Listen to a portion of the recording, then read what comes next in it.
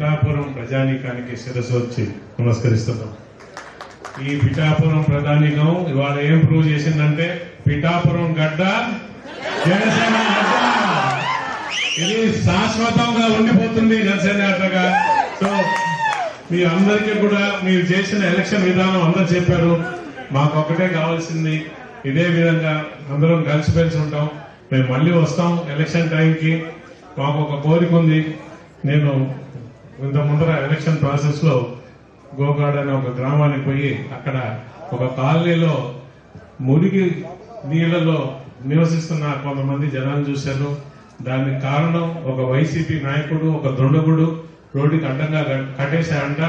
ఇవాళ సభాముఖంగా చెప్తున్నాం, అయ్యా 4వ తేదీ రిజల్ట్ వస్తుంది, మీరు కడగొట్టుకుంటారా మేము వచ్చి పడగొట్టావా చూసుకుంటాం. అక్కడి నుంచే మనం విప్లవం మొదలు పెడతాం, పిఠాపురానికి మంచి రోజులు వేస్తాం. మీ అందరికి కూడా మరొకసారి ధన్యవాదాలు చెప్పుకుంటూ